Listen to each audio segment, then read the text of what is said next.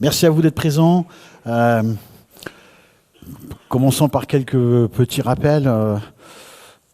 Les communes, elles ont été créées au moment de la Révolution française et on a quelque part fait un choix très bizarre à ce moment-là, c'est qu'on a gardé toutes les paroisses et on les a transformées en communes. Mais à l'époque, on n'élisait pas. L'élection de la commune, ça ne s'est fait qu'avec la Troisième République, c'est la loi de 1884 qui, pour la première fois, pose le principe de l'élection. Mais ça veut dire que ça fait longtemps, c'est ancré dans la tête des Français, dans le paysage. Donc on verra que c'est un des points clés, c'est pas une élection exactement comme les autres, pour cette raison-là, mais ça va pas sans difficulté. Vous allez voir que les difficultés, elles s'amoncellent sans doute cette fois-ci, nous le verrons. Première chose qui fait que c'est une élection un peu spéciale, vous le voyez ici, nous avons cette année 887 815 candidats aux élections municipales en France. C'est un petit peu moins que la dernière fois, 1,6% de moins. Et la dernière fois, c'était déjà un peu moins que la fois précédente, 2,5%. Vous voyez la petite courbe de tendance là, que j'ai dessinée là-haut, à partir des 2004, 2020, 2026. Et donc on voit qu'on a un peu moins de candidats. C'est pas extraordinaire comme baisse. Au total, ça fait 40 000 de moins entre 2014 et 2026. Et très souvent, il s'agit de candidatures fantaisistes qui ont disparu. On verra tout à l'heure que dans les toutes petites communes, il était possible de se présenter seul ou à deux, parfois pour faire la blague. Et en fait, ce système-là est en train de s'arrêter et donc ces candidatures-là ne sont plus possibles. C'est ce qui explique largement la baisse. Mais ça veut donc dire que c'est vraiment une élection spéciale sur un plan, puisque ça veut dire un Français sur 60 qui est en âge de voter est candidat. Oui, c'est quelque chose de complètement hors norme. Vous remarquerez que nous avons 49 898 listes qui ont été déposées dans officiellement 34 875 communes. C'est le nombre de communes en France. Dans le réel, un tout petit peu moins. Il n'y aura d'élection que dans 34 807 communes, car il y a 68 communes qui n'ont pas de candidats. La dernière fois, il y en avait 106 communes qui n'avaient pas de candidats. La fois d'avant, il y en avait 64 communes qui n'avaient pas de 1000 candidats. C'est toujours des communes de moins de 1000 habitants. Et elles sont réparties dans les départements les plus ruraux, globalement. Comment ça se passe si on n'a pas de candidats? Alors cette fois-ci, on a changé les règles. Vous verrez qu'on a changé les règles sur pas mal de choses.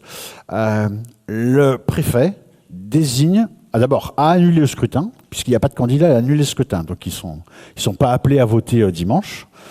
Et dans ce cas-là, le préfet désigne 3 personnes qui vont être chargées d'expédier les affaires courantes de la commune pour 3 mois. Et il devra organiser une élection dans les 3 mois. Et vous allez me dire, et si on n'y arrive pas, eh ben on recommence. C'est-à-dire, au bout de 3 mois, s'il n'y a personne, je renomme une délégation spéciale de 3 personnes qui expédient les affaires courantes et je tente d'organiser à nouveau un scrutin et ainsi de suite. D'accord ? C'est évidemment rare, mais ça arrive maintenant un petit peu. À l'inverse, à l'autre bout du spectre, là où il y a le plus de candidats, c'est Strasbourg et Montpellier. Il y a 13 listes différentes qui s'affrontent. Ces élections municipales, elles vont permettre au total d'élire à peu près 500 000 conseillers municipaux. La dernière fois, c'était 504 000 pour être précis. Mais on élit bien le conseil municipal. On n'élit pas le maire. C'est le conseil municipal qui ensuite élit le maire lors de sa première réunion. Et je vous disais, c'est une élection spéciale. C'est une élection spéciale pour une deuxième raison, c'est qu'il y en a 2 en une. Vous avez 2 élections en une, puisqu'en même temps, on élit le conseil de la structure intercommunale. Donc soit, si on est nantais, l'agglomération de Nantes. Si on est en zone extérieure à l'agglomération, généralement une communauté de communes qui regroupe plusieurs villes. Et sur les bulletins municipaux, on flèche en disant celui-là, il est non seulement élu municipal, mais il sera aussi élu à la structure intercommunale. D'accord ? Une seule exception à ça, Lyon. Lyon, ils auront, puisqu'on a changé aussi les règles pour Paris, Lyon, Marseille, et Lyon est un cas à part, ils auront 3 scrutins en même temps, eux. Il va falloir élire à l'échelle des arrondissements, il va falloir élire à l'échelle de la mairie, et il va falloir élire à l'échelle de l'agglomération de Nantes, de Lyon, le Grand Lyon, qui est une structure qui a sa propre élection. C'est la seule en France. Elle a un statut à part, elle aura sa propre élection. Le contexte est un petit peu particulier pour 2-3 raisons. La première, c'est que nous vivons un moment dans l'histoire politique française où les Français sont très très distants de la politique, voire un peu en rébellion contre la politique. Dans le dernier baromètre que nous avons chaque année du CEVIPOF, le Centre d'études de la vie politique française de Sciences Po, on voit que 78% des Français n'ont pas confiance dans la politique. C'est un record. Depuis qu'on mesure ça, c'est un record. Alors on pourrait dire oui, mais il y a des autorités qui échappent un peu à la règle, et c'est le cas du maire, puisque l'autorité dans laquelle les gens ont le plus confiance, c'est le maire, 60%. Celle dans laquelle ils ont le moins confiance, c'est le président de la République, 18%. 18-60, ça fait un écart assez considérable. Peut-être il faut ajouter aussi une chose, il n'y a pas seulement la distanciation à l'égard de la politique, qui peut peut-être avoir un impact par exemple sur la participation, on va y revenir dans un instant, mais il y a aussi le fait qu'on vit une période un peu bizarre, c'est que l'élection peine à exister dans l'espace public. Les médias peinent à en parler, parce qu'en réalité, depuis plusieurs mois, nous sommes, est-ce qu'on va avoir un budget en France? On est avec la question de la guerre en Israël, maintenant avec la guerre en Iran, et ça sature. Et puis Trump, évidemment.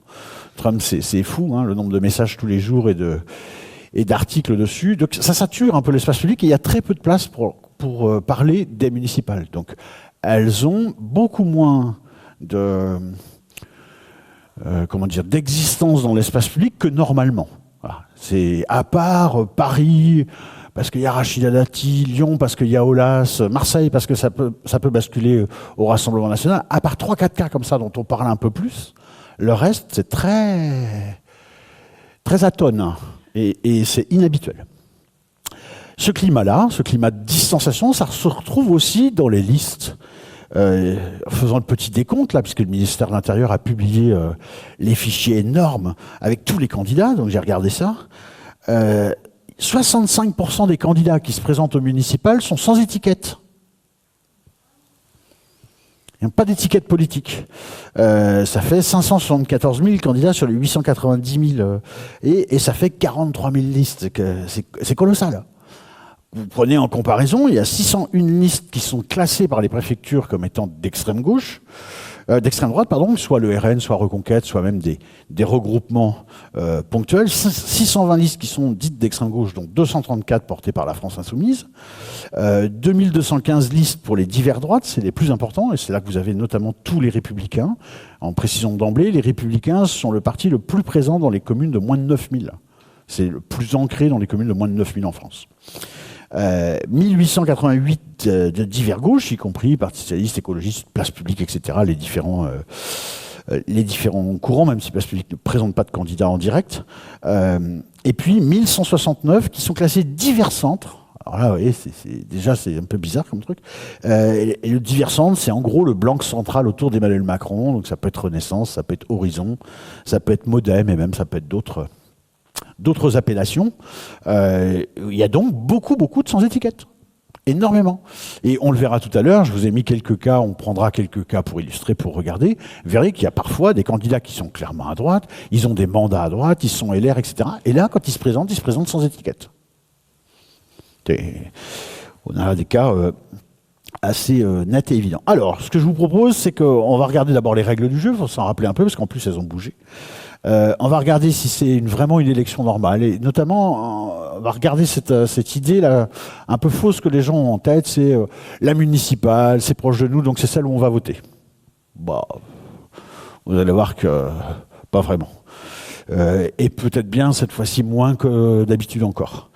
Est-ce que c'est une vraie élection nationale? Est-ce qu'on pourra en tirer des choses nationalement? Vous verrez que les partis ont des enjeux, mais que tirer des conclusions, c'est pas simple. Je vais regarder, parce qu'il y a une enquête qui est sortie qui est intéressante sur les 20 dernières années. Qu'est-ce qu'on peut repérer dans les évolutions sur les 20 dernières années d'évolution des municipales? Vous verrez qu'il y a 3-4 choses intéressantes. Et puis, je m'arrêterai sur quelques cas, juste pour illustrer. J'en ai pris un par département, et comme on est en Loire-Atlantique, j'en ai pris un peu plus pour la Loire-Atlantique.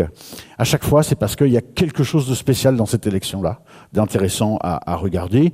tout en disant dès le démarrage, ça ne devrait pas soulever haut les cœurs, parce que c'est des élections qui, dans notre région, ne présentent pas des enjeux massifs. On n'est pas à Marseille, ou on n'est pas à Paris et Lyon avec des personnalités hyper fortes et lourdes dans le paysage, dont la carrière est en jeu, etc. Là, on n'est pas dans ces situations-là. Donc nous, en gros, on peut presque passer sous les radars du national le soir du premier tour comme le soir du deuxième tour, à peut-être une exception près. Alors, quelques règles d'abord sur le déroulement. On autorise les gens maintenant à s'inscrire par voie électronique, et donc ça s'arrêtait le 4 février pour ça. Ensuite, en voie physique, si vous allez à la mairie, ça s'arrêtait le 6 février. Le 26 février, il fallait déposer les candidatures pour le premier tour. Le 2 mars, c'était le début de la campagne officielle. Elle s'arrête le 14 mars à 0 heure, autrement dit samedi soir. Le dimanche, c'est le premier tour. Derrière, on ouvre immédiatement la campagne du second tour. Date de limite des dépôts du liste du second tour, c'est le mardi 17 mars à 18h. 21 mars, clôture de la campagne officielle. 22 mars, deuxième tour des élections. S'il a lieu, on va voir, s'il a lieu, parce que vous verrez qu'il y a beaucoup de communes où il n'y aura pas de deuxième tour. Et puis, date limite ensuite des recours contre les élections, c'est 27 mars, et date limite de dépôt des comptes de campagne, parce qu'on vérifie combien vous avez dépensé, etc. ensuite. Date limite de compte de campagne, 22 mai. Voilà le calendrier qu'on file aux candidats, tout bêtement. Quelques règles du jeu. On a un scrutin dimanche, très bien. Les listes qui pourront aller au deuxième tour doivent faire plus de 10% des suffrages exprimés. Si on ne fait pas plus de 10%, on ne peut pas aller au deuxième tour, on ne peut pas se maintenir. En revanche, on a le droit de fusionner avec une autre liste, de se marier avec une autre liste pour le second tour. Et là, il faut avoir fait 5% pour se marier. Le mode de scrutin lui-même, c'est très simple. C'est un scrutin de liste à la proportionnelle, techniquement, avec le plus fort reste. Alors, ça veut dire quoi? Je vous l'ai mis là, le petit graphique que fait l'État et qu'il diffuse un peu partout sur ses sites internet. Bah, finalement, c'est très très simple. Prenons un cas de figure très simple. Vous avez deux listes. Eh bien, au soir du premier tour, celle qui a le plus de voix a tout de suite 50% des sièges. On lui donne tout de suite 50% des sièges du conseil municipal. Et les 50 autres pourcents, on va les répartir à la proportionnelle entre les deux listes. Donc, en pratique, ça veut dire une chose simple. Dès lors que vous faites 50% des voix, vous avez 75% des sièges. Il y a une prime majoritaire très forte. C'est fait pour assurer des majorités consistantes pour pouvoir gouverner. C'est, on peut dire, une déformation assez forte malgré tout. Alors, le nombre de conseillers municipaux, lui, varie du tout au tout en fonction de la taille de la ville, comme vous l'imaginez. Donc, je vous ai mis les deux extrêmes. Le plus bas, si ça fait moins de 100 habitants, il y a 7 conseillers municipaux.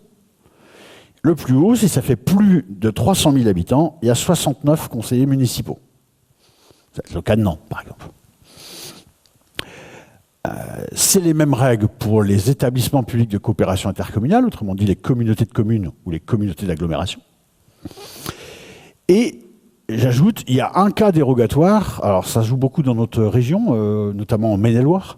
On a autorisé à partir de 2014-2015, on a autorisé la création de communes nouvelles. Et les communes nouvelles sont des fusions de plein de communes.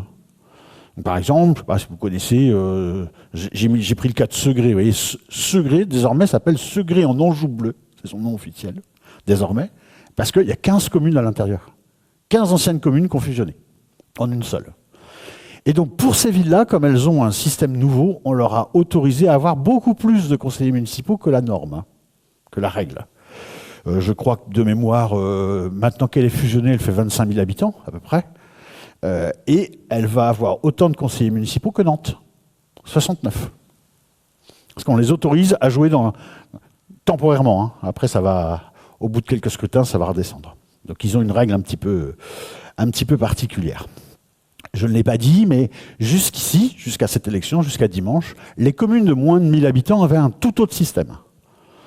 Les communes de moins de 1000 habitants, on pouvait se présenter individuellement, on n'était pas obligé de faire une liste, et surtout, les gens avaient le droit de rayer des noms, ce qu'on appelle le panachage. Vous pouvez prendre des candidats en plusieurs trucs et faire, entre guillemets, sa propre sauce. Alors, je le dirai tout à l'heure, une des difficultés, c'est que quand vous donnez aux Français le droit de panachage, de rayer un nom, bah ça veut dire qu'il n'y aura plus de femmes. Très peu. Parce que quand ils rayent des femmes. Voilà. Et c'est pour ça qu'on a changé les règles. Et c'est ce que je vous mets là. Et attention, c'est pas rien, c'est 68% des communes en France qui ont moins de 1000 habitants. D'accord? Donc c'est l'essentiel des communes, évidemment. Très largement l'essentiel des communes, plus de 2 sur 3. Alors, l'idée, c'est qu'on souhaitait, hein, là je vous mets la philosophie de l'État. L'État voulait qu'il y ait une vraie compétition électorale entre plusieurs listes, que ce soit vraiment plus politique, entre guillemets, et qu'il y ait une parité. Donc qu'il y ait plus de femmes. C'était les deux choses clés. Un petit truc derrière, c'est qu'ils se disaient peut-être ça va éliminer les candidatures fantaisistes. Ce qui est effectivement le cas. Or, ce qu'on va constater, c'est que ça provoque plein d'autres difficultés qui n'étaient pas attendues. Premièrement, c'est très compliqué de faire une liste paritaire dans les petits villages. Ils ont rencontré beaucoup de difficultés pour le faire. Et donc, on va se retrouver avec énormément de communes, et pas seulement dans les moins de 1000, où il n'y a qu'une seule liste. On va voir que c'est un très grand problème. Hein. On va arriver là sur une élection où on a quasiment 65-6% des communes où il n'y a qu'une seule liste. Et ça veut dire que les gens, c'est pas sûr pour eux que ce soit une vraie élection. Hein.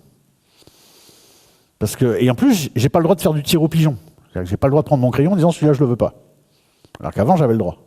Donc à la limite, avant je pouvais me déplacer pour aller voter en disant ben, au moins celui-là j'en veux pas. Là vous pouvez plus. Et donc du coup, on risque d'avoir une abstention très forte qui va arriver dans les communes de moins de 1000 habitants, dont je dis que c'est 68% des communes. Et j'ajoute, c'est là qu'on votait le plus. Jusqu'ici. Donc ça peut avoir un impact fort. Il y a même un chercheur important hein, en matière électorale qui s'appelle Luc Rouban, que vous entendez souvent si vous écoutez France Info par exemple. Ce chercheur dit qu'en fait ça va être un test très fort pour savoir s'il faut continuer à faire des élections municipales dans les petites communes. C'est-à-dire si les toutes petites communes sont vraiment des lieux de la politique ou si c'est juste un lieu de déploiement de services de proximité au bénéfice des citoyens. Et c'est pas parce qu'on vous offre des services de proximité qu'il faut élire politiquement quelqu'un. Ça pourrait se faire au-dessus. Il y a des pays où il n'y a pas d'élection municipale. Hein. En Allemagne, c'est des fonctionnaires qui sont nommés à la tête de la ville. Hein. On considère que la politique, ça doit se faire à l'étage du dessus. C'est une singularité française, si vous voulez. Je reviens 2 secondes sur un des enjeux national qui ne se voit pas, qui est celui de la parité. Je vous rappelle qu'il y a 52,4% de femmes dans le corps électoral. Donc les femmes sont majoritaires, assez nettement, hein, 52,4. Mais bizarrement, il n'y a que 42% des conseillers municipaux qui sont des femmes. Et même 19,9% qui sont des maires, 40,6% qui sont des adjoints au maire, 45,1% qui sont des conseillers municipaux. Et ce qu'on voit très clairement, c'est que la situation était beaucoup plus détériorée dans les communes de moins de 1000 habitants. Jusqu'ici, la règle de parité, vous devez faire une liste, c'est 50-50, s'imposait pour toutes les communes de plus de 1000. En revanche, pas pour les communes de moins de 1000. Et donc, à la sortie, il y avait plus de femmes présentes dans les communes de plus de 1000 et moins dans les communes de moins de 1000. Je vous ai dit ici, il n'y avait que 37% de conseillères municipales dans les communes de moins de 1000 habitants, contre 48,4 dans les communes de plus de 1000. Et je vous ai mis la petite carte ici pour vous montrer que ça dépend beaucoup des départements. Puis alors, il y a 2 départements qu'il faut saluer, parce qu'ils sont complètement différents du reste du monde quand même. C'est les Bouches-du-Rhône tout en bas et la Loire-Atlantique, puisque ces 2 départements arrivent à la parité sans qu'on l'ait imposé, sans qu'on l'ait demandé. Oui, c'est surprenant. Mais vous avez remarqué que la moitié est de la France, il y a du travail, hein. Alors, là, on va avoir une situation qui est améliorée, pas tant que ça. Quand vous regardez les listes de candidats que nous avons, là, en 2026, nous avons à nouveau un déséquilibre. Les femmes ne représentent que 48% des candidates, alors même que la parité est obligatoire. Et qu'on a 52% d'hommes. Alors pourquoi on a 48% et 52% d'hommes alors qu'on doit avoir la parité? Parce que les listes municipales sont toujours sur des chiffres impairs. Et dans un Petite commune de moins de 100, je vous ai dit, il en faut 7. Dans une commune de plus de 300 000, il en faut 69. Chiffre impair à chaque fois. Et donc, il y a toujours un sexe qui est représenté par plus 1 à chaque fois. Je vous le donne en 1000. Dans 75% des cas, c'est un homme. Ce qui veut dire aussi une chose, il n'y a que 25% des listes qui sont dirigées par une femme. Donc, si toutes ces listes gagnent, il y aura 25% de maires, femmes. Si toutes elles gagnent. Vous imaginez bien qu'elles risquent de ne pas toutes gagner à l'échelle du pays, et donc il y aura encore moins de femmes maires. Nous étions à 19,6% là. Donc on va voir si on fait mieux ou moins bien alors qu'on est censé avoir amélioré par une règle nouvelle. Donc vous voyez, c'est un peu, il y a une vraie question de parité qui arrive derrière. Et qui touche autre chose, hein, qui touche aussi le statut. On sait par exemple que quand ce sont des femmes qui travaillent, qui sont en âge de travailler, qui travaillent, c'est très compliqué de pouvoir cumuler les fonctions municipales, les fonctions de vie au travail et souvent les fonctions d'éducation des enfants. C'est très compliqué de pouvoir mettre ça ensemble. Alors, dans la tête des gens, l'élection municipale, c'est une élection à part parce que on connaît le maire, on l'aime bien et les gens vont voter. Non. Non, c'est pas vrai. Oui, vous connaissez bien le maire, on a des enquêtes qui nous montrent, oui, les gens font confiance au maire, mais c'est pas parce qu'on le connaît, qu'on l'aime bien, qu'on trouve qu'il mérite la confiance, qu'il travaille bien, etc. C'est pas pour cette raison-là qu'on va voter. Ça, il n'y a pas de lien. La décision d'aller voter, elle repose sur d'autres mécanismes, et donc vous voyez ici, je vous ai mis l'abstention municipale en France depuis la Ve République, 1959, jusqu'à la dernière. Et la petite courbe jaune que vous voyez, c'est la courbe de tendance. Et donc vous voyez bien que l'abstention n'a cessé d'augmenter, en particulier à partir des années 80, disons 89, 93, et ça n'a pas cessé. Et je vous ai mis à côté la comparaison pour que vous ayez un repère. C'est-à-dire, quand on a une présidentielle, sur les 22 dernières années, 24 dernières années, 24, la présidentielle, on fait 21,9% d'abstention. Autrement dit, 80% des Français vont voter, ça veut dire ça. 8 sur 10. Alors que tout de suite derrière, la municipale, c'est 40% d'abstention. Il n'y a plus que 6 personnes sur 10. Et finalement, 40%, c'est très près des cantonales. Maintenant, on appelle ça les départementales, 42%. Pas très loin des législatives, 47%. Ça veut dire que l'élection municipale, c'est une élection comme les autres du point de vue de l'abstention. C'est pas parce que c'est proche qu'on va voter, puisque l'élection pour laquelle on vote le plus, c'est la présidentielle. Votre proximité avec l'Élysée n'est pas grandiose. La mienne non plus. Donc ça, c'est une idée fausse. En réalité, on s'abstient beaucoup au municipal. Je mets de côté, évidemment, le 2020, puisqu'on était en plein Covid. C'était hyper particulier. Vous vous rappelez que les 2 tours avaient été très écartés. On avait fait un premier tour. On s'était demandé s'il ne fallait pas suspendre l'élection. On avait fait le deuxième tour longtemps après, ce qui était complètement inhabituel. Et nous avons eu plein de difficultés très très particulières. C'est une élection qui a coûté beaucoup plus cher que la norme, celle de 2020. Et d'ailleurs, nous avons des enquêtes après qui montrent que nous avons eu une série de gens à être contaminés et nous sommes capables de calculer le taux de mort lié à l'élection. Donc c'est pas réjouissant. À peu près 15 000 personnes qui ont été contaminées qui sont mortes. Je vous ai mis là la carte. Alors, vous pourrez la retrouver sur Internet. C'est une carte interactive. Vous pouvez descendre village par village pour avoir le taux. Plus c'est bleu, foncé, plus il y a de l'abstention aux dernières élections municipales. D'accord ? Qu'est-ce que vous voyez ? Vous voyez que toutes les zones rurales sont blanches. Toutes les régions où il y a des fortes dominantes rurales sont blanches. Et que dans toutes les grandes agglomérations, c'est très bleu. Donc c'est un truc très simple. Au municipal, on vote beaucoup en zone campagne et on s'abstient énormément en ville, dans les grandes villes. Et plus les villes sont grandes, plus on s'abstient. C'est-à-dire que Paris, c'est une horreur, et ainsi de suite, mais ça vaut à Lille, à Strasbourg, etc. Vous remarquerez d'ailleurs, pour l'ouest de la France, qui vote globalement, alors on va prendre les Pays de la Loire, les Pays de la Loire, ça vote un peu plus qu'à la moyenne nationale, mais en fait c'est contrasté à l'intérieur. Les départements qui votent le plus, c'est la Vendée et la Loire-Atlantique. Et les départements qui votent le moins, c'est la Sarthe et le Maine-et-Loire. Et ça correspond à l'espèce de trace bleue là, que vous voyez partir en dessous d'Orléans qui vient vers Nantes. Cette espèce de trace bleue, c'est du Mans, toute la zone sud de la Sarthe et qui traverse tout le Maine-et-Loire pour arriver jusqu'aux portes d'Ancenis. D'accord ? Cette zone-là, c'est une zone où il y a beaucoup plus d'abstention. Si on regarde village par village, il y a beaucoup plus d'abstention dans cette zone-là. Mais globalement, c'est plutôt une région qui vote un peu plus. Et je l'ai dit tout à l'heure, c'est en plus là une élection qui passe largement sous les radars parce qu'elle a très peu de place dans l'espace public et donc pour l'instant elle retient assez peu l'attention. Ça va être un facteur aggravant si je puis dire. Donc il faut s'attendre, je devrais dire ça, il faut donc s'attendre à une abstention importante et le point de repère ne peut pas être 2020, 55%, puisqu'il y avait le Covid. Le point de repère devrait être 2014. Et si je vous remonte ici, 2014, ça veut dire 40% d'abstention et un peu plus. Mais attention, en 2014, quand on a commenté les élections, on expliquait que c'était un très mauvais score. D'accord ? C'était le pire score depuis le début de la Ve République, en termes de participation.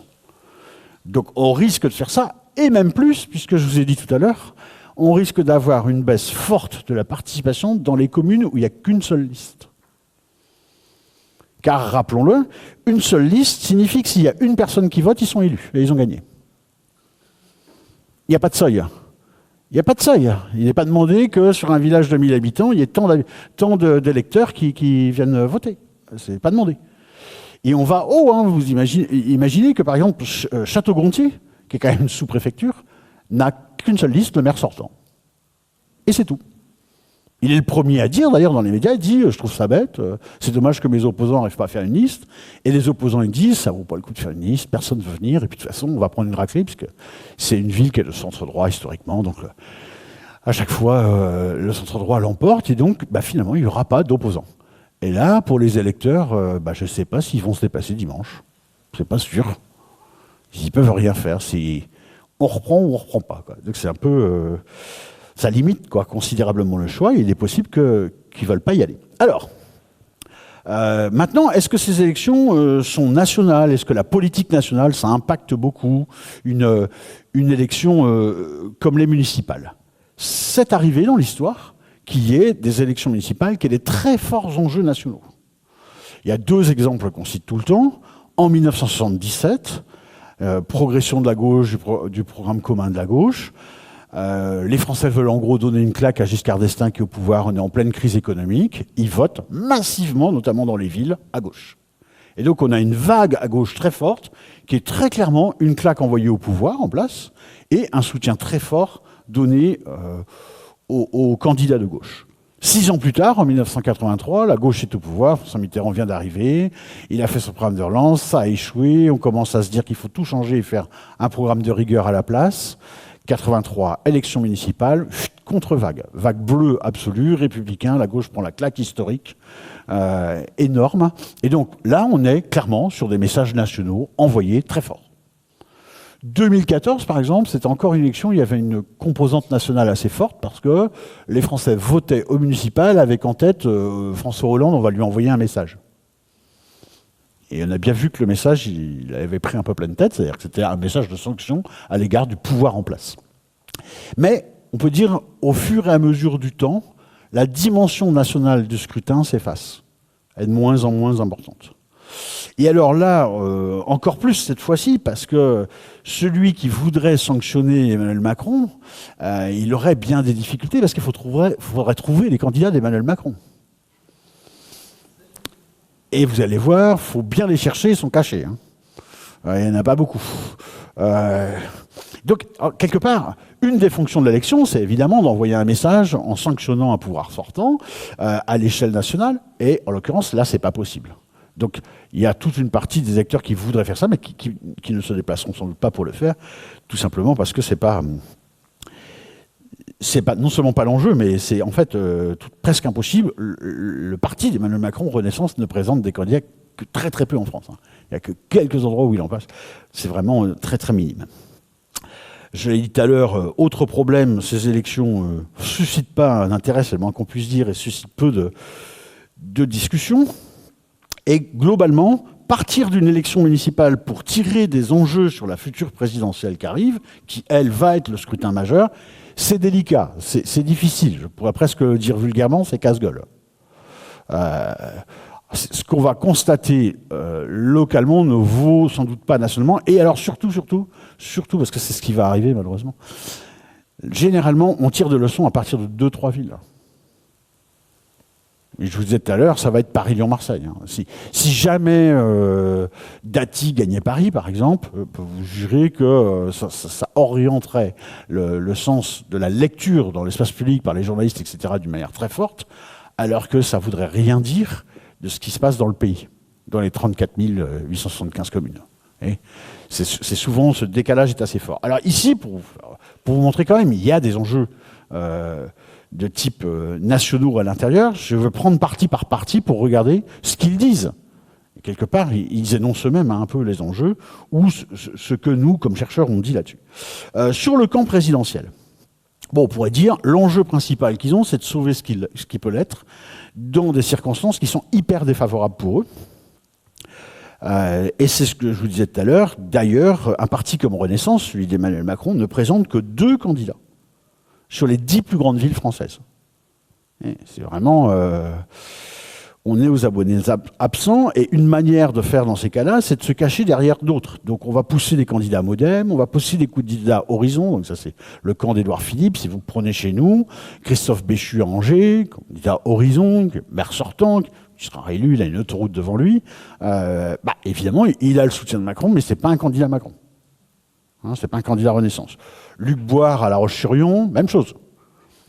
Candidat Horizon, donc du côté d'Édouard Philippe, mais pas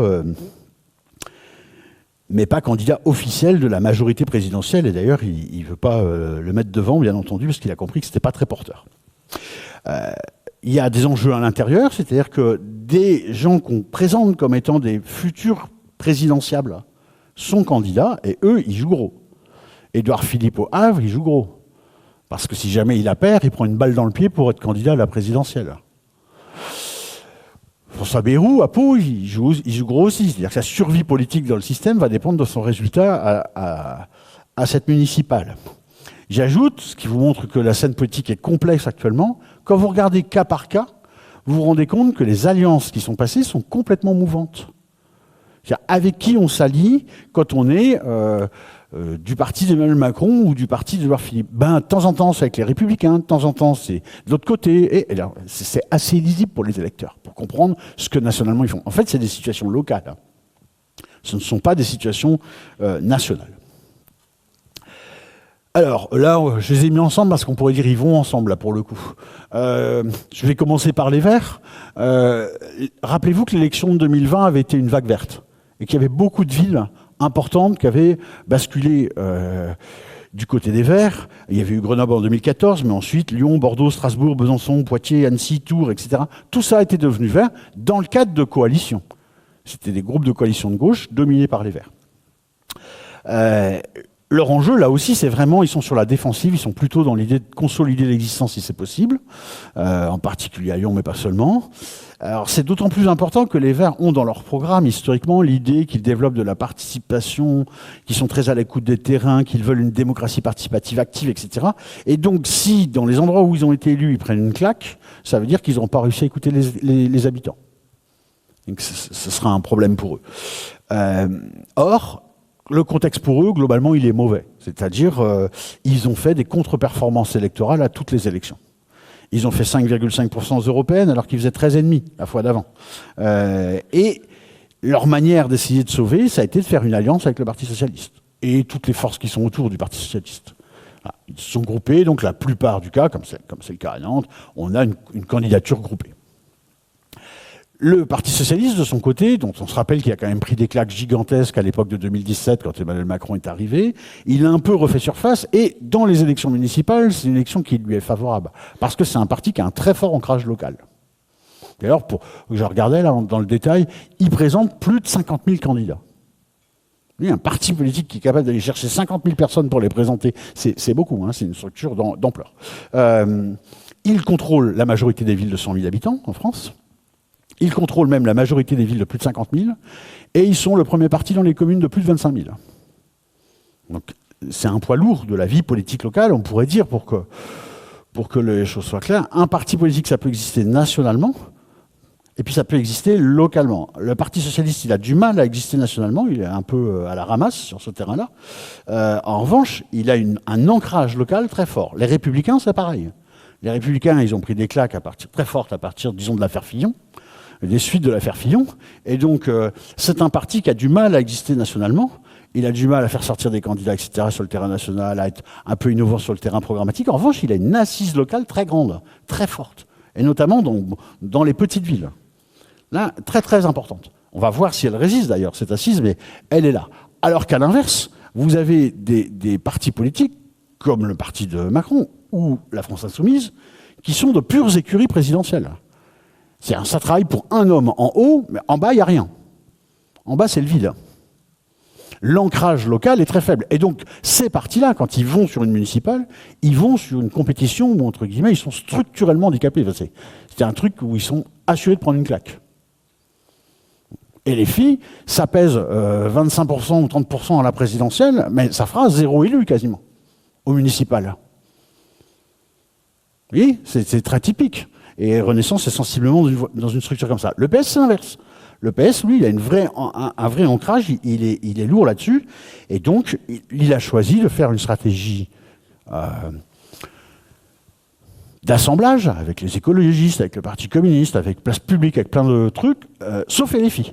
Donc en gros, il est en train de tester, à travers la municipale, il est en train de tester la probabilité ou la possibilité d'une candidature de gauche indépendante hors LFI pour la présidentielle. Si PS fait des gros scores, on aura cette possibilité.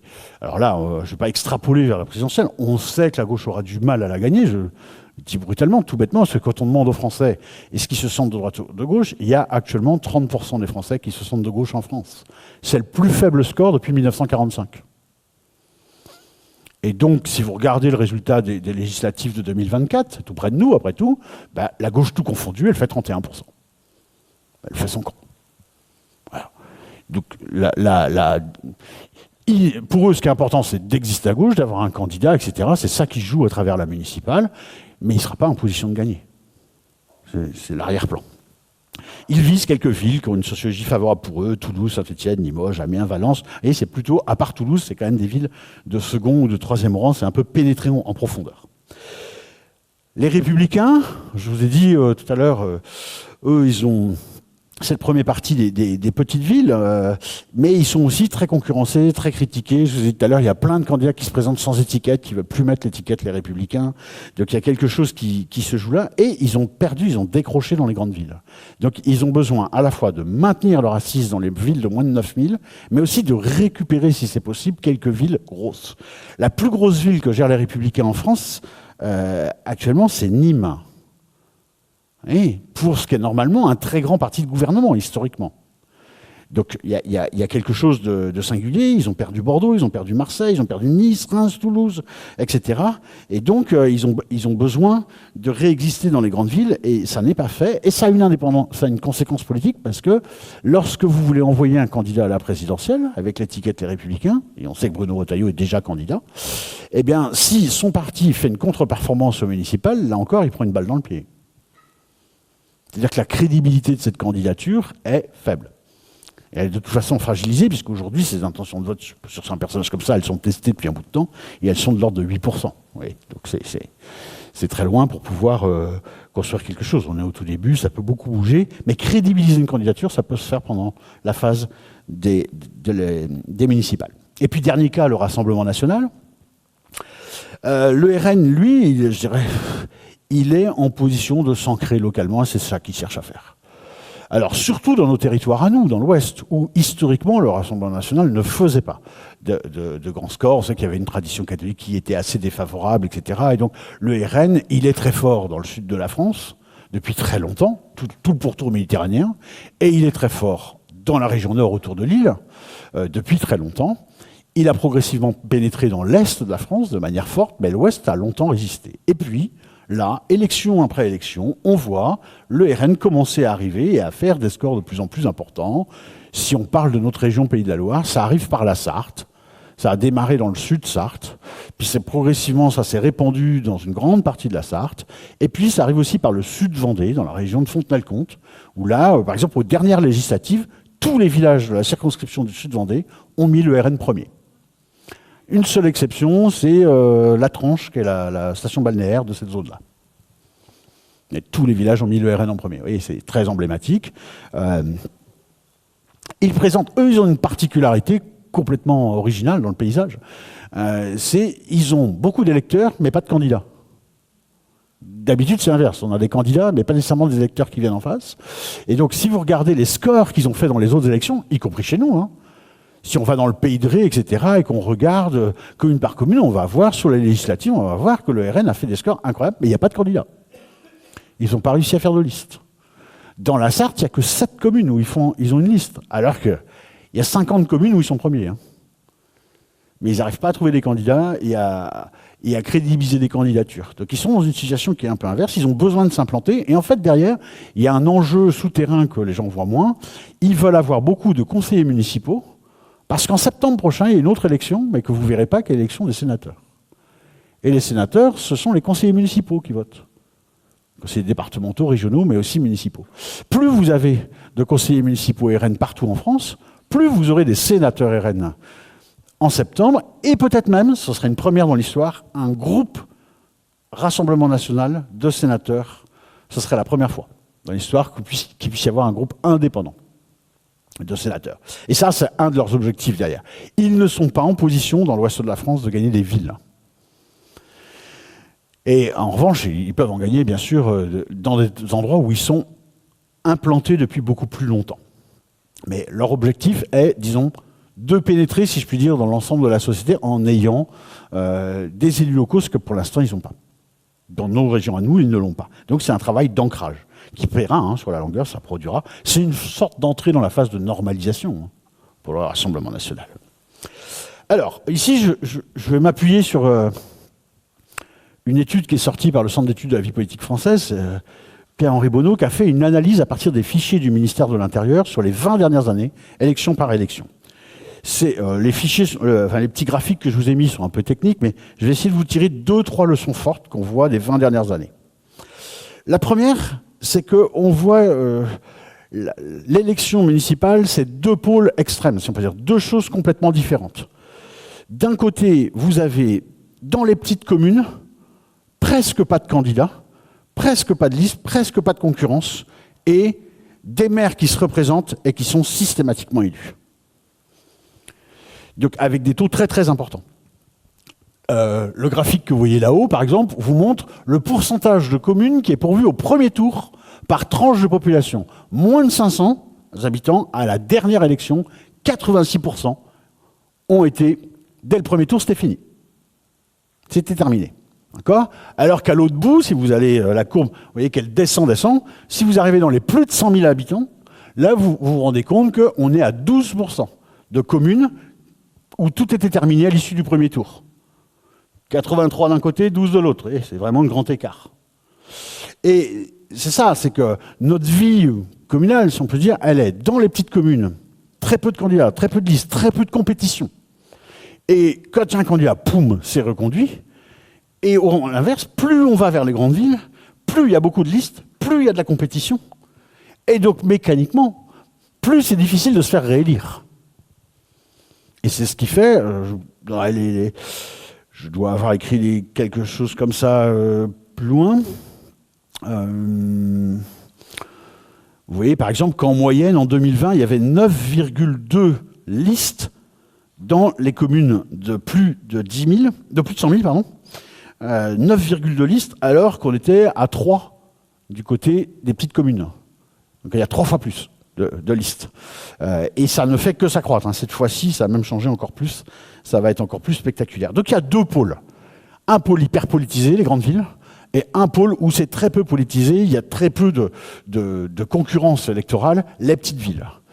Et là, on a une bonne nouvelle, c'est le nombre de communes dans lesquelles il n'y a qu'une seule liste. Et la deuxième chose qu'on nous montre en 20 ans, c'est le très fort, la très forte pérennité du système, c'est-à-dire le très faible renouvellement. Les candidats en place, ils se représentent et ils sont élus. Voilà. En France, en moyenne, 60% des maires en 2020 ont été reconduits. Et c'est colossal. Et si on regarde dans le détail, alors là, c'est les petits graphiques, si vous voulez, je vous laisserai tout ça, vous verrez. C'est les petits graphiques qui vous montrent ça. Les courbes bleues en haut, c'est les hommes, les courbes noires en dessous, c'est les femmes. Pour 2008, pour 2014, pour 2020, et à chaque fois, on regarde par strate de communes. Alors, ce que vous voyez, c'est que c'est les communes intermédiaires, en gros, celles de 1000 à 3500 habitants, où c'est là que le phénomène de non-renouvellement est le plus fort. C'est là que ceux qui sont en place se représentent systématiquement et sont réélus, j'allais dire, les doigts dans le nez. Alors qu'évidemment, si vous allez vers les communes les plus grosses, les plus de 10 000 habitants, c'est plus la même chose. Chose surprenante aussi, il y a un écart homme-femme. Les hommes se représentent plus facilement et sont plus facilement réélus. Il y a 5 points d'écart entre les hommes et les femmes, en moyenne. Et toujours cette fameuse inégalité. Au total, en 2020, 15% des maires qui se sont représentés, 68% des maires se sont représentés, au total en France. Parmi eux, 15% seulement ont été battus. Et donc, globalement, vous êtes maire sortant, il y a une prime au sortant qui est colossale et vous avez des grandes chances de pouvoir gagner. Bien sûr, ça varie considérablement en fonction de la taille de la ville. Et c'est 28% dans les villes de plus de 100 000 habitants, le nombre de maires qui ont été battus. Autrement dit, c'est le double. Il y a 2 fois plus de maires à être battus quand on est dans les villes de plus de 100 000. Donc vous voyez, globalement, la municipale, ce n'est pas une élection qui provoque un grand renouvellement, c'est plutôt une élection qui garde en place les mêmes personnes, alors sous l'angle d'un effet de génération qui peut ne pas durer, parce que votre génération, et pour partie la mienne, c'est encore des générations très civiques qui sont prêtes à aller vers cet âge-là. Attention, les générations d'après, c'est pas pareil. C'est pas du tout pareil. Et donc, leur capacité à se mettre sur les listes est plus faible. Et là, par exemple, il y a un phénomène nouveau qu'on voit cette année. Il y a énormément de listes qui essayent de mettre des binômes en haut, qui refusent l'idée qu'il n'y ait qu'un seul maire, pour le dire vite. Ils mettent des binômes en disant, nous, si on gagne, on partage la fonction en deux. On coupe la fonction en deux. Un homme, une femme, et on coupe la fonction d'eux. Juridiquement, c'est interdit. Quand vous déposez votre liste, la préfecture exige qu'il y ait un seul nom en haut et qui est la tête de liste, qui est celui qui sera candidat pour être maire. Mais après, rien ne vous interdit fonctionnellement de dire, bon, du lundi au mercredi, c'est moi, et puis du jeudi au samedi, c'est toi. On peut, fonctionnellement, c'est juste, il faudra une signature, enfin, il faudra des choses. Mais il y a une poussée très forte dans cette question-là. C'est-à-dire que les gens se disent, c'est une tâche ingrate, c'est très lourd, il faut qu'on la partage. Voilà. Plus, quelque chose aussi qui est, on fait un tandem homme-femme. C'est juste que le cadre juridique en France l'interdit pour l'instant, ne le reconnaît pas. Donc ça bute un peu. Je vous prends quelques exemples locaux pour terminer, pour qu'on ait... j'en ai vraiment choisi quelques-uns, comme vous l'imaginez, parce qu'il y a un peu plus d'un millier de communes dans notre région, donc je les suis toutes, mais... je vous ai pris le cas de Fontenay-le-Comte. Alors là, c'est même ce que vous voyez, c'est mes propres tableaux à moi qui me servent à travailler. C'est des extraits qui donnent tous les résultats avec les voix, etc. depuis 2001 jusqu'au candidat qu'on a là en 2026. Mais si vous voulez, il faut toujours mettre ça en contexte. Alors, une ville comme Fontenay-le-Comte, c'est en gros une zone qui est en train de se désindustrialiser. Elle perd des habitants. En particulier, les jeunes s'en vont de plus en plus. Donc c'est un climat plutôt morose. À l'échelle de notre département, de notre région, c'est une des zones qui est le plus en difficulté avec le sud de la Sarthe. D'accord ?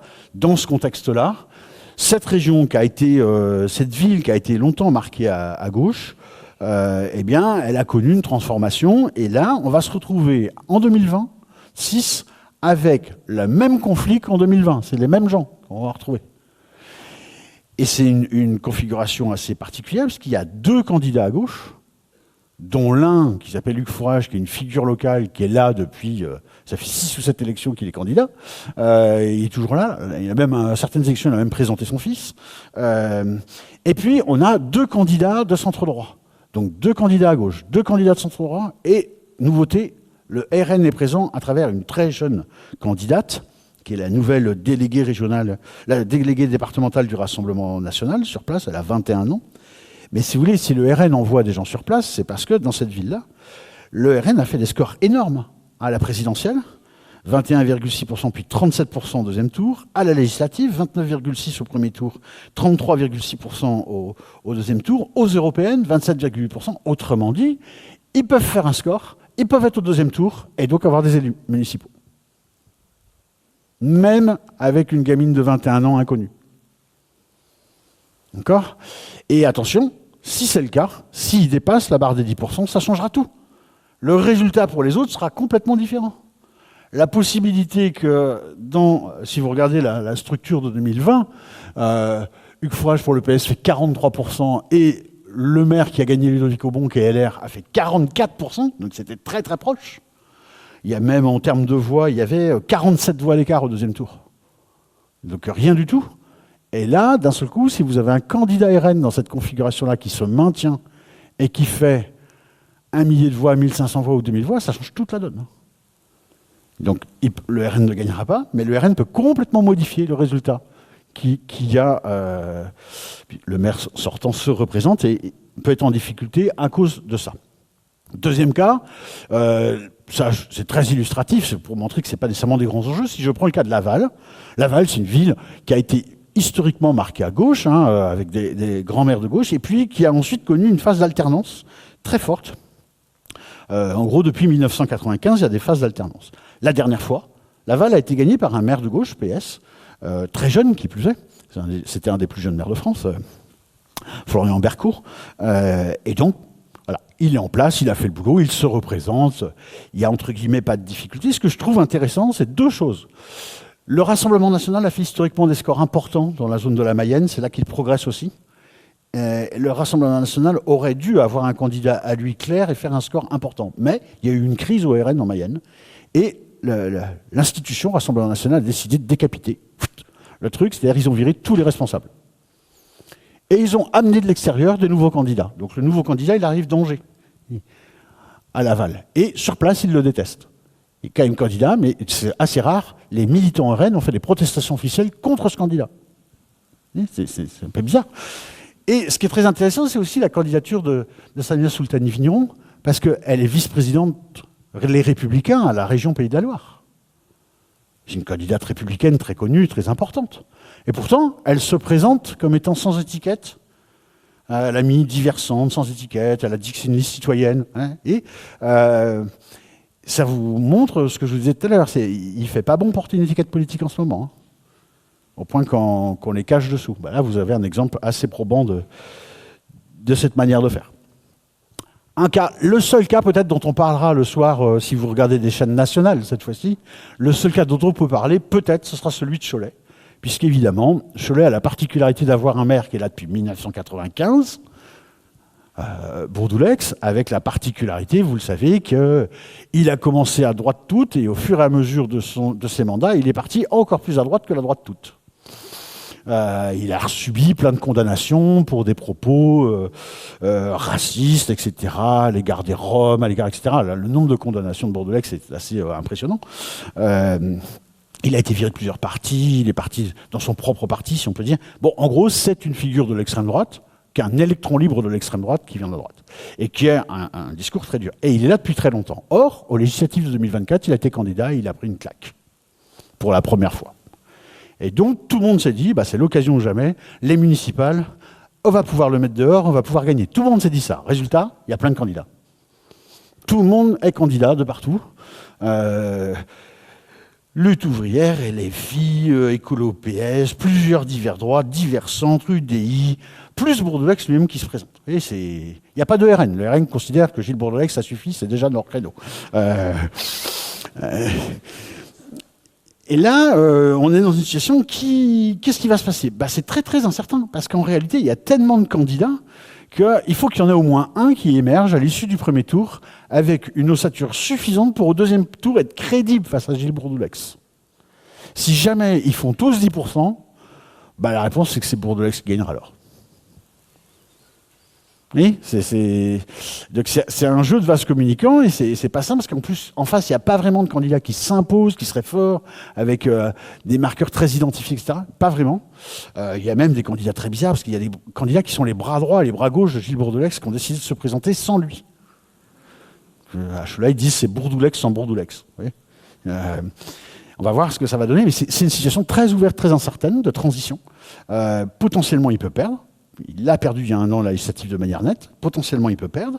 Mais en même temps, c'est pas certain parce que ça dépend de la répartition, comment ça va se faire entre les différents candidats. Ils sont tellement nombreux qu'il peut y avoir un cas de figure où, j'allais dire, il gagne par défaut. Juste parce qu'il est plus important que les autres, en volume. C'est un cas très particulier s'il perd, on en parlera nationalement. S'il gagne, je crois beaucoup moins. Le cas, je prends un cas en Sarthe. Sablé-sur-Sarthe, c'est un cas intéressant parce que Sablé-sur-Sarthe, vous vous rappelez que c'est la ville de François Fillon. Une fois que François Fillon est parti dans la vie politique nationale, c'est son bras droit, Marc Joulot, qui a été longtemps le maire de Sablé. C'est une ville très ancrée à droite.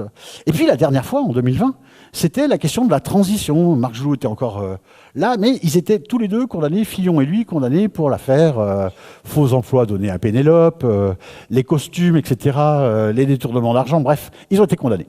Et ils ont perdu du coup la municipale. Marc Joulot a perdu la municipale. Mais la ville est restée à droite, il n'y a pas de souci. Oui, mais dans cette zone-là, le RN est arrivé depuis longtemps sur plein d'élections avec des scores énormes. 24% au premier tour de la présidentielle, 40,3% au deuxième tour, 33,7% au premier tour de la législative de 2024, et même 45,6% au deuxième tour de la législative. Ils l'ont perdu très peu, la législative, dans cette zone-là. C'était Marie-Caroline Le Pen qui se présentait dans cette législative. Et donc là, ils ont compris que c'était une ville où ils pouvaient faire un énorme score. C'est la même chose pour La Flèche, par exemple. Ils ont compris aussi que c'était une ville où ils pouvaient faire un énorme score. Et donc, ils ont envoyé des candidats, là. Et vous voyez qu'il y a une nouveauté. Le RN, aujourd'hui, quand il envoie des candidats, il n'est plus regardant sur qui sont ces candidats. Avant, il fallait être dans la ligne du parti. Si vous n'étiez pas dans la ligne du parti, vous étiez sorti. Là, regardez ce candidat. Il a commencé sa carrière chez les Républicains. Puis ensuite, il est parti chez Zemmour, à Reconquête. Il s'est fait élire. Il a même été adjoint dans une autre ville, à Pirmil. Il a été adjoint en communication. Et puis là, finalement, il déboule.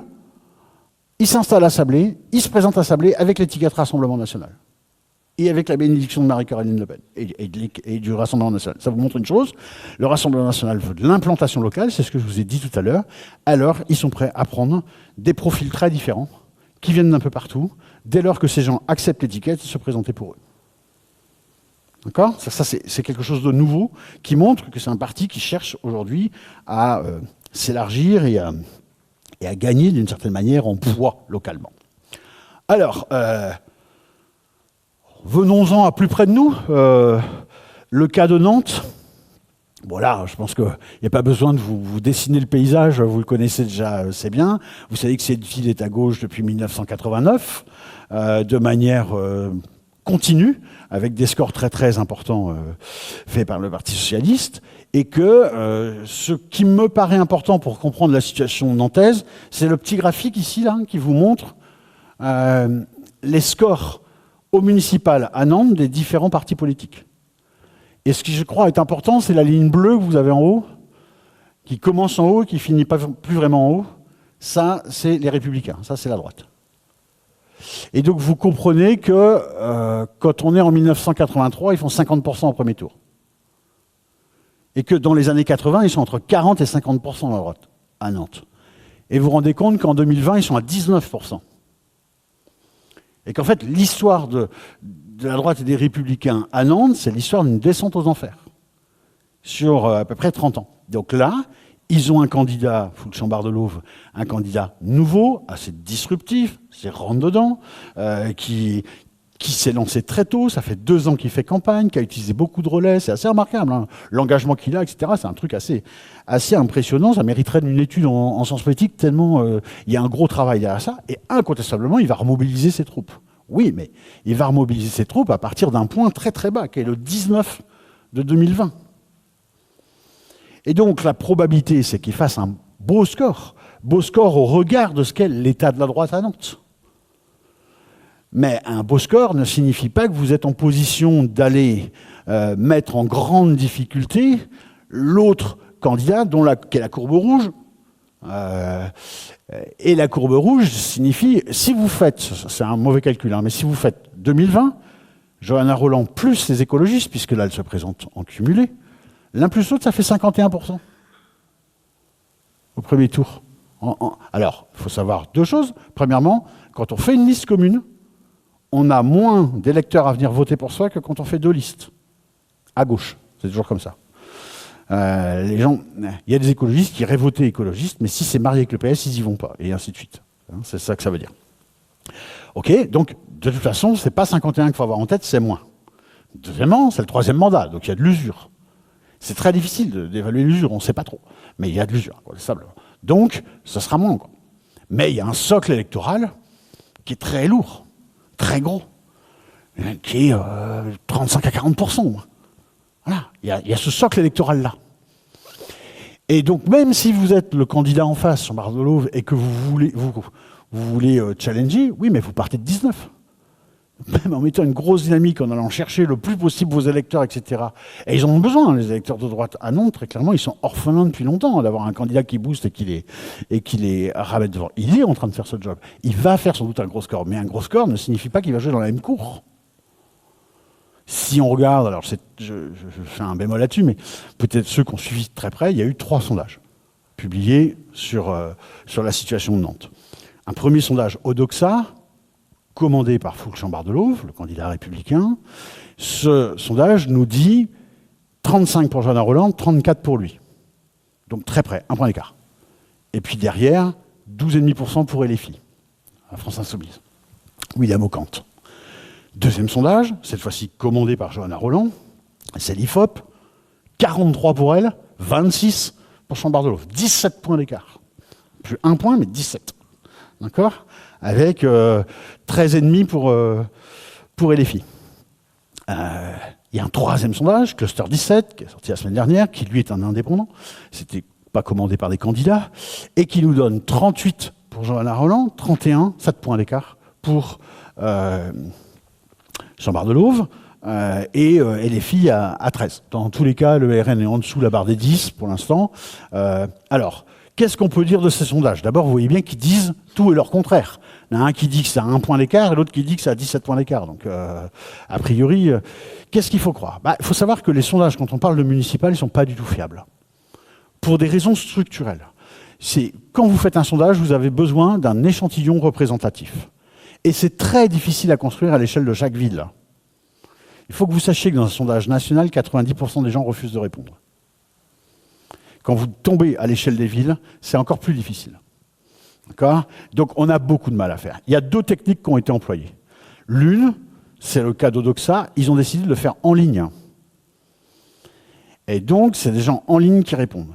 Et on sait que le sondage en ligne, quand on est sur des municipales, ça ne marche pas bien. Ça marche très bien sur le national, et ça marche très mal sur le local. Donc, l'indication que nous donne Odoxa 34-35, elle est très, très fragile. Je vais même vous dire techniquement, la marge d'erreur est de plus ou moins 4,5%. Autrement dit, presque 5. Autrement dit, quand on dit Johanna Rolland fait 35, en réalité, ce que mesure le sondage, c'est qu'elle fait entre 30 et 40. Et c'est tout ce qu'on sait, on n'est pas capable d'aller plus fin. D'accord ? Et c'est la même chose pour tous les candidats. D'accord ? Donc il y a un écart considérable. On n'est pas capable, scientifiquement, c'est une petite leçon que je vous donne d'avance pour la présidentielle qui va arriver, quand vous entendrez dans la presse que tel candidat fait plus 1 point, ou plus 0,5, vous pouvez rire, vous avez le droit. Aucun outil de sondage n'est capable de mesurer une variation d'1 point. Aucun. Les sondages les plus poussés sont à plus 2,5, moins 2,5. Donc, en gros, un candidat, il est dans une fourchette de 5, quand on a des sondages nationaux bien faits. Quand on est sur des sondages locaux avec des échantillons plus fragiles, on est sur des écarts de 8 à 10. Donc, vous voyez ? Sauf que là, on dépasse le 8 à 10.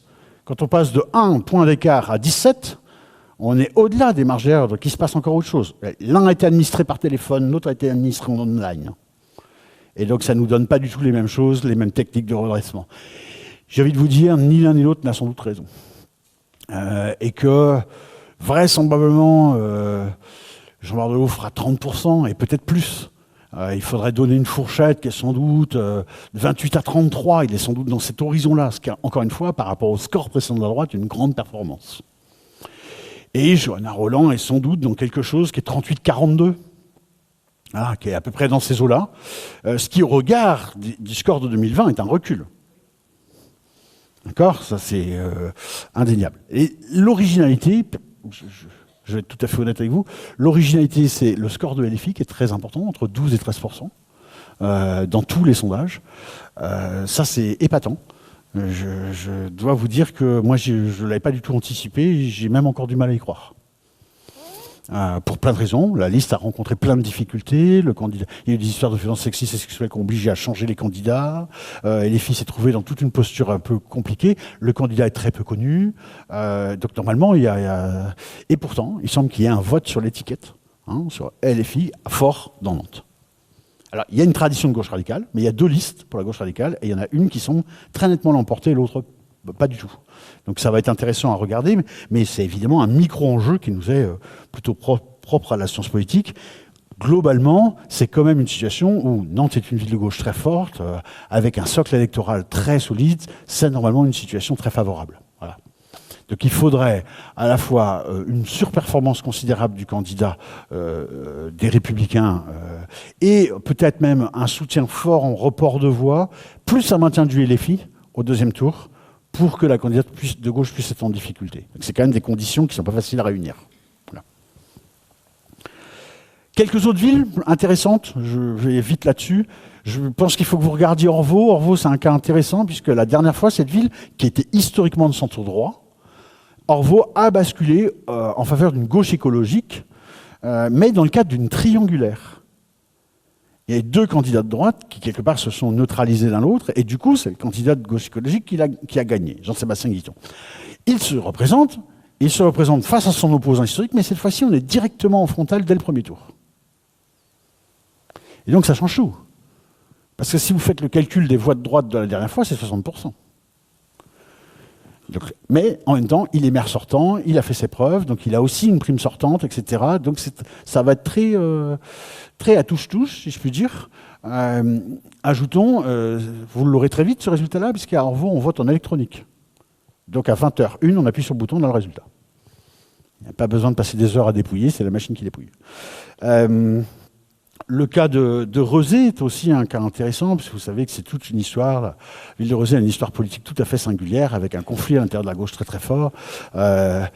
Le maire Allard, la dernière fois, qui avait perdu, avec une liste citoyenne venant de gauche, emmenée par Hervé Naut, qui l'avait emporté. Le maire s'est ensuite suicidé 2 ans plus tard dans son bureau, et c'est sa numéro 2, qui est une conseillère principale d'éducation, qui a pris la relève et est devenue maire. Donc c'est une situation inédite, c'est pas une professionnelle de la politique du tout. Et pourtant, elle se présente, elle est plutôt en position forte, elle est aujourd'hui reconnue, mais il y a toujours des bisbis très forts à gauche dans cette ville, et donc il y a des désaccords à gauche. C'est assez intéressant de regarder comment il y a vraiment des choses qui sont très locales et très ancrées. Notamment, il y a eu beaucoup de problèmes autour de places publiques et d'un candidat. J'ajoute, certaines affaires judiciaires sont sorties pendant la campagne, et donc ça handicape l'ancien maire et un des candidats. C'est une situation très singulière. J'en ai listé d'autres. Je vais en prendre juste une qui me paraît très nette, c'est à Bougnay. La candidate des Républicains, Sandra Impérial, qui a gagné la dernière fois, avait gagné avec 310 voix d'avance. Donc c'était tout petit. Et là, elle se retrouve, cette fois-ci, confrontée à une liste de gauche unie dès le démarrage. Donc c'est une situation qui est beaucoup plus difficile, mais un peu comme pour le cas de Jean-Sébastien Guiton à Orvault, il y a deux choses. Il y a d'une part, elle est en place, elle aura donc un bénéfice d'une prime de maire sortante, et puis elle a un profil, cette élue, tout à fait singulier, parce qu'elle est très disruptive, très cash, très rentre-dedans, c'est très inhabituel chez les candidats républicains d'être comme ça. Et donc ça peut susciter du clivage, et soit au contraire de l'adhésion, soit du rejet. On va voir, mais c'est une situation difficile. Elle affronte, c'est une ville qui est historiquement à gauche, Bougnay. Donc l'avoir pris à droite, ça rend les choses compliquées. Bon, la Baule, je ne vous fais pas de dessin, c'est à droite, ça restera à droite. Le truc qui est intéressant à la Baule, c'est qu'il y a une dissidence du RN. Il y a une liste RN et une liste dissidente du RN. L'un contre l'autre, ça c'est original, il n'y a pas ça partout en France. À Guérande, c'est une situation qui est très originale. Il y a beaucoup de candidatures et le maire sortant va se retrouver à nouveau dans une situation très explosée quelque part. La dernière fois, il y avait eu une quadrangulaire au deuxième tour. Et là, on risque de retourner à une quadrangulaire au deuxième tour. C'est très singulier. C'est ce qui lui avait permis d'être élu. Vous regarderez pour le reste, je vous donnerai tout ça. Et donc, vous voyez, il y a plein d'enjeux nationaux qui se structurent, il y a plein d'enjeux locaux qui sont liés à un maire, à un endroit, etc., dans un contexte global quand même, où on risque un taux d'abstention important. Et ce sera peut-être la principale leçon à retenir pour la présidentielle. Si les Français manifestent dans la municipale une distance grande à l'égard de la politique, ou aussi des scores très élevés pour les listes protestataires, alors on aura un indicateur fort de ce qui va se passer dans les mois qui vont suivre pour aller à la présidentielle. Ça veut dire qu'il sera difficile d'aller chercher les Français pour les amener au vote, s'il y a une très grande distance, et ça veut dire qu'ils auront une propension, entre guillemets, à se révolter vers des listes protestataires fortes.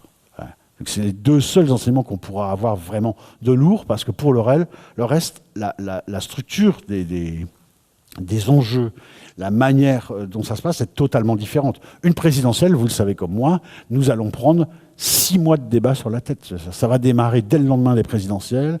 Qui peut être candidat, pas candidat, ça va se réguler. Quand on sera à la rentrée de septembre, on sera dedans plein pot. Et plus on va aller vers janvier, février, mars, plus ça va saturer l'espace. Il sera impossible d'y échapper, même des gamins de 16-17 ans qui détestent ça et qui ne suivent pas normalement du tout l'actualité. Ils l'auront malgré tout sur leurs réseaux sociaux, etc. Ils l'auront dans les copains, ils l'auront dans la famille, ils l'auront dans le club de sport. Le propre de la présidentielle, c'est qu'elle est capable d'entrer dans tous les espaces de discussion de la société. Et donc, c'est une énorme machine à mobiliser. C'est beaucoup moins le cas pour la municipale. Donc, on aura juste un test sur la distance que les Français ont à l'égard de cette élection. Il y aura, au-delà, pas beaucoup de leçons à tirer parce que c'est des scrutins trop différents. Je m'arrête là et je réponds à vos questions.